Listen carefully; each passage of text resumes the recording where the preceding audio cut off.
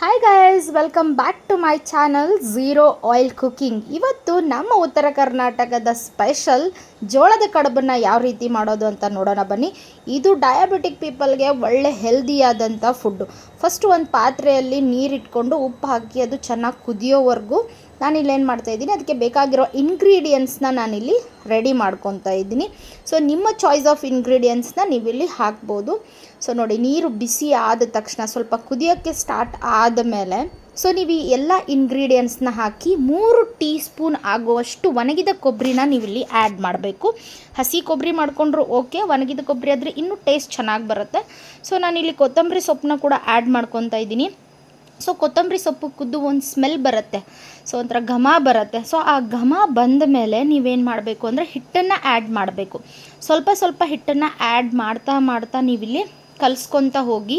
So ಅದು ಹಿಟ್ಟು ಯಾವ ಕನ್ಸಿಸ್ಟೆನ್ಸಿಗೆ ಬರಬೇಕು ಅಂದರೆ ಮುದ್ದೆ ಅಥವಾ ನಾವು ಇವಾಗ ಜೋಳದ ರೊಟ್ಟಿ ಮಾಡಬೇಕಾದ್ರೆ ಒಂದು ಕನ್ಸಿಸ್ಟೆನ್ಸಿ ಬಂದಿರತ್ತಲ್ಲ, ಅದನ್ನು ಆ ರೀತಿ ಬರಬೇಕು. ಆ ರೀತಿ ಬರೋವರೆಗೂ ನೀವಿಲ್ಲಿ ಕಲಿಸ್ತಾನೇ ಇರಬೇಕು. ಚೆನ್ನಾಗಿ ಬೇಗ ಬೆಂದ್ಬಿಡುತ್ತೆ ಜೋಳದ ಹಿಟ್ಟು ನೀರಲ್ಲಿ. ಸೊ ಒಂದು 2-3 ಸೆಕೆಂಡ್ಸಲ್ಲಿ ಬೆಂದ್ಬಿಡುತ್ತೆ. ಸೊ ಇನ್ನೂ ಹಿಟ್ಟು ನಿಮಗೆ ಬೇಕು ಅಂತ ಅನಿಸಿದ್ರೆ ನೀವು ಆ್ಯಡ್ ಮಾಡ್ಕೋಬೋದು. ಇಲ್ಲಿ ನೋಡಿ, ನಾನು ಇನ್ನೂ ಹಿಟ್ಟು ಬೇಕು, ಅದು ಸ್ವಲ್ಪ ನೀರಿನ ಥರ ಇದೆ ಅಂತ ಅನ್ನಿಸ್ದಾಗ ನಾನು ಇಲ್ಲೇ ಆ್ಯಡ್ ಮಾಡ್ಕೊತಾ ಇದ್ದೀನಿ. ಸೊ ಈ ಥರ ಆ್ಯಡ್ ಮಾಡ್ಕೊಂಡು ಚೆನ್ನಾಗಿ ಕಲಿಸ್ಕೊಳ್ಳಿ. ಅದು ತಳ ಬಿಡೋಕ್ಕೆ ಸ್ಟಾರ್ಟ್ ಮಾಡುತ್ತೆ. ಚೆನ್ನಾಗಿ ಬೆಂದಿದೆ ಅಂದಾಗ ತಳ ಬಿಡುತ್ತೆ. ಸೊ ಆವಾಗ ಅದು ಕಂಪ್ಲೀಟಾಗಿ ಬೆಂದಿದೆ ಅಂತ ಅರ್ಥ. ಸೊ ಅವಾಗ ಏನು ಮಾಡಿ, ಇದನ್ನು ಮುಚ್ಚಿಡಬೇಕು. ಒಂದು 15 ನಿಮಿಷ ಮುಚ್ಚಿಟ್ಟು ನಮ್ಮ ಕೈ ಬಿಸಿ ತಾಳೋವರೆಗೂ ಬರೋ ಹದಕ್ಕೆ ನಾವು ಅದನ್ನು ಆರಲಿಕ್ಕೆ ಬಿಡಬೇಕಾಗುತ್ತೆ. ಸೊ ನಾನಿಲ್ಲಿ ತಟ್ಟೆನ ಮುಚ್ಚಿರೋದ್ರಿಂದ ಹಬೆಯಲ್ಲಿ ಇನ್ನೂ ಚೆನ್ನಾಗಿ ಬೆಂದ್ಕೊಳ್ಳುತ್ತದು. ಸೊ ಈ ಜೋಳದ ಹಿಟ್ಟಿನ ಈ ರೆಸಿಪಿ ಅಥವಾ ಜೋಳ ಇದರಲ್ಲಿ ಯೂಸ್ ಮಾಡಿರೋ ಇಂಗ್ರೀಡಿಯೆಂಟ್ಸು ನಮ್ಮ ದೇಹಕ್ಕೆ ಯಾವ ರೀತಿಯಾದಂಥ ಅಫೆಕ್ಟ್ ಆಗುತ್ತೆ, ಸ್ಪೆಷಲಿ ಡಯಾಬಿಟಿಕ್ಕು ಥೈರಾಯ್ಡ್ ಪೀಪಲ್ಗೆ ಯಾವ ರೀತಿ ಅಫೆಕ್ಟ್ ಆಗುತ್ತೆ ಅನ್ನೋದನ್ನ ನನ್ನ ಡಿಸ್ಕ್ರಿಪ್ಷನ್ ಬಾಕ್ಸಲ್ಲಿ ನಾನು ಹಾಕಿರ್ತೀನಿ. ನನ್ನ ಪ್ರತಿಯೊಂದು ವೀಡಿಯೋಲು ನಾನು ಮಾಡಿರೋ ರೆಸಿಪಿಯಲ್ಲಿ ಏನೇನು ಇಂಗ್ರೀಡಿಯೆಂಟ್ಸ್ ಇದೆ, ಅದು ಯಾವ ರೀತಿ ನಮಗೆ ಇಫೆಕ್ಟ್ ಆಗುತ್ತೆ ಅನ್ನೋದನ್ನ ನಾನು ನಿಮಗೆ ಡಿಸ್ಕ್ರಿಪ್ಷನ್ ಬಾಕ್ಸಲ್ಲಿ ಕೊಟ್ಟಿರ್ತೀನಿ, ದಯವಿಟ್ಟು ಚೆಕ್ ಮಾಡ್ಕೊಳ್ಳಿ.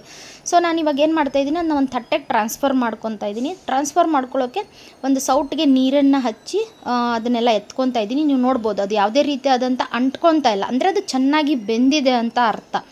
ಸೊ ಈ ಥರ ಆದಮೇಲೆ ನೀವೊಂದು ತಟ್ಟೆಗೆ ಅದನ್ನು ಟ್ರಾನ್ಸ್ಫರ್ ಮಾಡಿಕೊಂಡು ಇನ್ನೂ ಚೆನ್ನಾಗಿ ನಾದ್ಕೋಬೇಕಂದ್ರೆ ಕಲಿಸ್ಕೋಬೇಕು, ಮಿಜ್ಜಬೇಕು ಅಂತಾರಲ್ಲ ಆ ಥರ. ಸೊ ಚೆನ್ನಾಗಿ ನಾದ್ಕೊಂಡು ನಿಮಗೆ ಯಾವ ಕಡುಬಿನ ಶೇಪ್ ಬೇಕು, ಉದ್ದ ಬೇಕಾ, ರೌಂಡ್ ಬೇಕಾ, ಗುಂಡಕ್ಕೆ ಬೇಕಾ, ಸೊ ಯಾವುದಾದ್ರೂ ನೀವು. ಇದೇನಪ್ಪ ಅಂದರೆ ಚಳಿಗಾಲದಲ್ಲಿ ಅಥವಾ ಮಳೆಗಾಲದಲ್ಲಿ ಸಾಯಂಕಾಲ ಮಳೆ ಹೋಗ್ತಾ ಇರಬೇಕಾದ್ರೆ ಈ ಬಿಸಿ ಬಿಸಿ ಕಡುಬನ್ನ ತಿಂತಾಯಿದ್ರೆ ವಾವ್, ಎಂಥ ಮಜಾ ಇರುತ್ತೆ ಗೊತ್ತಾ. ಹೆಲ್ದಿ ಕೂಡ, ಪ್ಲಸ್ ಸಾಯಂಕಾಲ ಆಗುವಂಥ ಚಿಕ್ಕ ಪುಟ್ಟ ಕ್ರೇವಿಂಗ್ಸ್ಗಳಿಗೆ ಮಾಡಿಸ್ದಾಗೆ. ಸೊ ಇದನ್ನು ನಾವು ಇನ್ನೂ ಬೇರೆ ಬೇರೆ ರೀತಿಯಲ್ಲಿ ಮಾಡ್ತೀವಿ. ಇದು ಒಂಥರ ಸ್ನ್ಯಾಕ್ಸಿಗೆ ಮಾಡ್ಕೊಳ್ಳೋದು. ನೀವು ಬೆಳಗ್ಗೆ ಬ್ರೇಕ್ಫಾಸ್ಟು ಅಥವಾ ಡಿನ್ನರ್ಗೆ ನಾವು ಮಾಡ್ಕೋಬೇಕಾದ್ರೆ ಇದಕ್ಕೆ ಸಬ್ಬಸಿಗೆ ಸೊಪ್ಪನ್ನ ಆ್ಯಡ್ ಮಾಡ್ಕೋತೀವಿ. ನನ್ನ ನೆಕ್ಸ್ಟ್ ವೀಡಿಯೋದಲ್ಲಿ ನಾನು ನಿಮ್ಗೆ ಅದ್ರ ಬಗ್ಗೆ ಡೀಟೇಲ್ ಆಗಿ ರೆಸಿಪಿನ ಕೊಡ್ತೀನಿ. ಸೊ ನಾವಿಲ್ಲಿ ಇದನ್ನು ಮಾಡಿಕೊಂಡು ಇವಾಗ ಬ್ಯಾಂಗ್ಳೂರು ವೆದರ್ಗೆ ಸಾಯಂಕಾಲ ಟೀ ಕುಡಿತಾ ಇದನ್ನು ತಿಂತಾಯಿದ್ರೆ ವಾವ್, ನನಗಂತೂ ತುಂಬ ಇಷ್ಟ. ಇವನ್ ನನ್ನ ಮಗಳಿಗೆ, ನಾನು ಅವಳು 7 ಮಂತ್ಸ್ ಬೇಬಿ ಇರಬೇಕಾದ್ರೇ ಅವಳಿಗೆ ನಾನು ಇದನ್ನು ಕೊಡೋಕ್ಕೆ ಸ್ಟಾರ್ಟ್ ಮಾಡಿದ್ದು. ಸೊ ಈ ಥರ ಎಲ್ಲ ಮಾಡಿಟ್ಕೊಂಡ್ಮೇಲೆ ಮತ್ತೆ ನಮ್ಮ ಯಜಮಾನ್ರು ಏನಂದರು, ಖಾರದ ಕಡುಬು ಮಾಡು ಅಂತ ಹೇಳಿ. ಸೊ ಅದಕ್ಕೆ ನಾನಿಲ್ಲಿ ಒಂದು ಕಬ್ಬಿಣದ ತವ ಇಟ್ಕೊಂಡಿದ್ದೀನಿ. ಸೊ ಅದಕ್ಕೆ ಅದು ಬಿಸಿ ಆದಮೇಲೆ ಕಡುಬನ್ನೆಲ್ಲ ಹಾಕಿದ್ದೀನಿ. ಸೊ ಇದಕ್ಕೆ ನಾವು ಮಸಾಲೆ ಹಾಕಬೇಕಲ್ವ.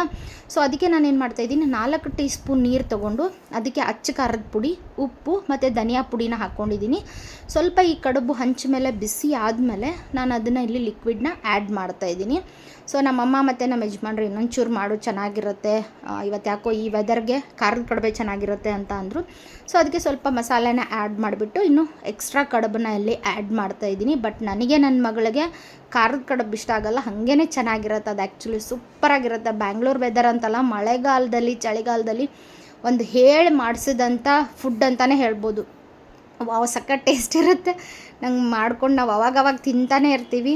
ಪ್ಲಸ್ ಇದು ಡಯಾಬಿಟಿಗೆ ಕೂಡ ಒಳ್ಳೆಯದಲ್ವ. ಸೊ ಹೀಗಾಗಿ ಫ್ರೀಕ್ವೆಂಟಾಗಿ ನಾವು ಮಾಡ್ತಾನೆ ಇರ್ತೀವಿ ಈ ಫುಡ್ಡನ್ನ.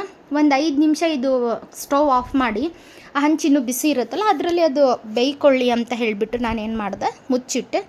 ಅದಾದಮೇಲೆ ಇಲ್ಲಿ ನಾನು ಕೊತ್ತಂಬರಿ ಸೊಪ್ಪನ್ನ ಆ್ಯಡ್ ಮಾಡಿ ಮತ್ತೆ ಒಂದು 2-3 ಸೆಕೆಂಡ್ ಬಿಡ್ತಾ ಇದ್ದೀನಿ ಅದನ್ನು.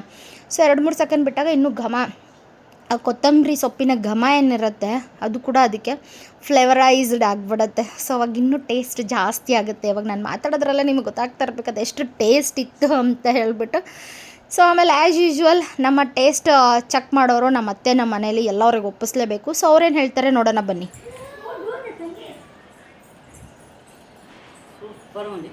ಚೆನ್ನಾಗಿದ್ದಾನಾ? ಎರಡರಲ್ಲಿ ಯಾವ್ದು ಚೆನ್ನಾಗಿದೆ? ಖಾರ ಹಾಕಿರೋದು ಸ್ವಲ್ಪ ಖಾರ ಇದಾಗಿದೆ, ಇದು ಖಾರ ಕಮ್ಮಿ ಇದೆ, ಇದು ಚೆನ್ನಾಗಿದೆ. ಎರಡು ಚೆನ್ನಾಗಿದೆ. Okay, thank you.